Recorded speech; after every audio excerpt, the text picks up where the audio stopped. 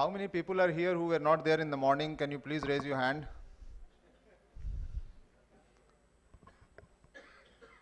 No, I think there are many more people who were not there in the morning.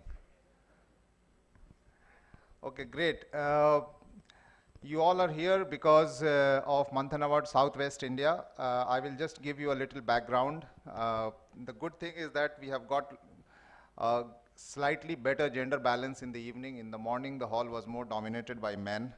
So we have better sense prevailing in the evening when the award ceremony is there. I think we need to celebrate more when we need a gender balance. So Manthan Award Southwest India is the first of its kind, and first time it is happening in 2014. It's a baby of Manthan Award. Manthan Award is popularly known as for recognizing information communication technologies usage in various parts of life, especially in the development sector, which include NGOs, social sector, private sector, small entrepreneurs, big entrepreneurs, as well as the companies. We have been doing this award for the last 10 years. This year is the 11th year.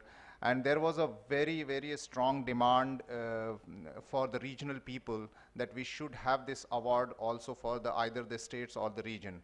And that's the reason why we started Manthan Award Southwest India. And I was personally very skeptical that whether it's a right move or not, although we have a similar award called E-Northeast, which takes care of only the Northeast. And we have another award called M-Billionth Award, which basically is only for the mobile sector. And we have another award called E-NGO Challenge, which only is open to the NGOs. Only NGOs can apply who are using internet, web, or other ICT tools for the efficiency of their organization. But we were not very sure. We had a meeting in Pune because we have office in Pune, and we had lots of volunteers who came forward, led by Ravi Ghate. And I told that why don't we take not too big a chance, because you know, it's a Manthan Award, which is established award. People should not see it as that we want to just do awards and awards, because we never feel that it is an award. It's a platform that has been created to recognize people who do good work and who do not get recognized otherwise. And it is important to recognize them, also bring them to the larger platform to get integrated and get a cross-exchanging platform. But the volunteers said that no, we should do it the entire Southwest. And Telangana happened, so it becomes from 11 to 12 states. So lots of development. So it's basically take care of 12 states of the country, almost half the country, I guess. And we got about 200 entries, 175 to be precise. And we have about 30 winners, or is it 30 winners, or how many winners? 28, right? 28 winners. And we have how many special mention? 16 a special mention, and about few finalists. I will tell you how it happens. When we take an entry, we call it entry, which does not mean you are a nominee, perfect nominee. We go into the entire entries, then the number of nomination gets brought down because you are eligible, not eligible based on that. Then we go through the entire screening system, which takes to the virtual jury, and then there is a final jury. And in the final jury, we choose three kind of people: the winners, the special mention, and the finalists. Finalists are those who are almost in the run of being the winner, but left out because of the three. There are 14 or 15 categories. I will read out the categories: e-news and journalism, community broadcasting, entertainment and games, inclusion and localization, agriculture, women and empowerment, health, culture and tourism, business and financial inclusion, science and technology, education and learning, E-NGO. E-NGO is a category here because at a international level it's a separate award altogether.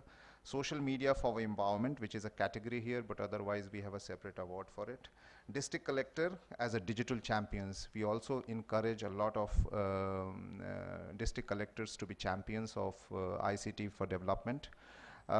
E-governance, that's I think is always the most dominating category.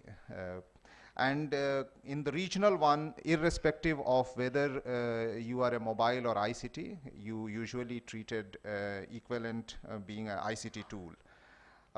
We are going to start the award. There will be more people coming in, I'm sure. We have unfortunately seating arrangement for only 250 people, but I can easily see that we are more than 300 here and more people are pouring in. I will start with a small movie that we have to show you how Digital Empowerment Foundation work in various parts of the country on the ground, which is not the movie that you saw in the morning. So those who saw in the morning will have the bonus, and those who are seeing it here will have a chance to see just one, but they both are on the web. It is a story of how small things that happen on the ground level can create a huge ripple effect. So, can we have the movie, please? And switch. This is just like Saharias, or the residents of the jungle, are a tribe that live in Baran district of Rajasthan in India. The indices of Baran district tell a story of their own. 85% of the population of Baran is rural. More than 60% of the women are illiterate. More than 40% of the million-strong population is tribal. These tribal peoples of Baran are largely illiterate. Many of them are nomadic, homeless, bonded laborers.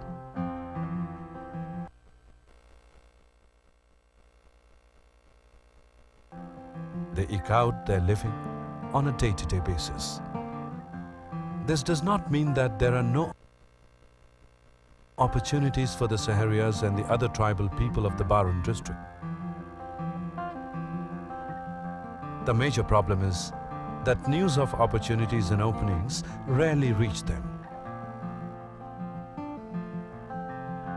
Like many other rural and remote areas, information is the biggest casualty.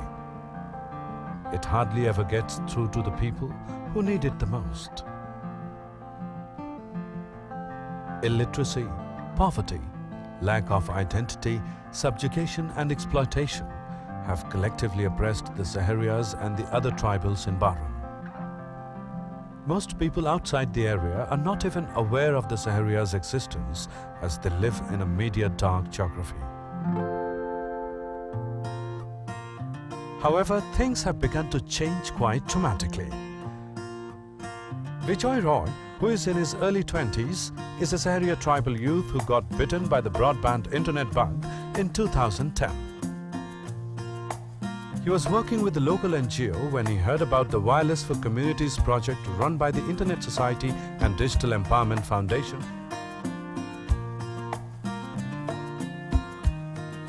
He joined the training and learned about wireless networking, routers, modems, line of sight, mapping geolocations, planning networks and so on.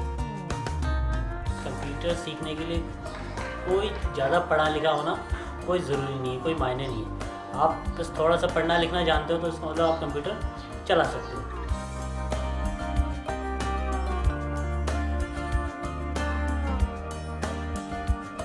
Now as a lead wireless network engineer, Vijay has helped establish 8 major nodes all across Baran, some of them as far as 40 kilometers from each other.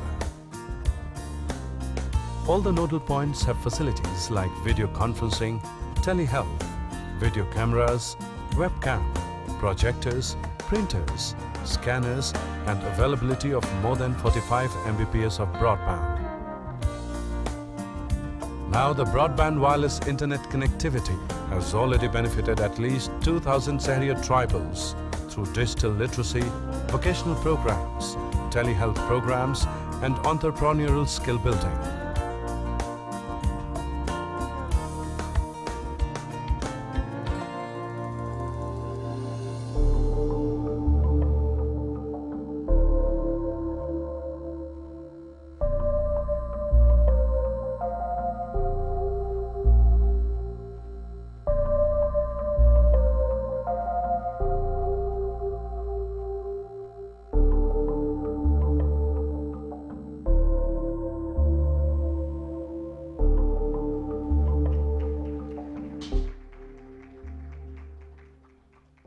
this is like a small example of what kind of things that we expect in award ceremony or the people who get.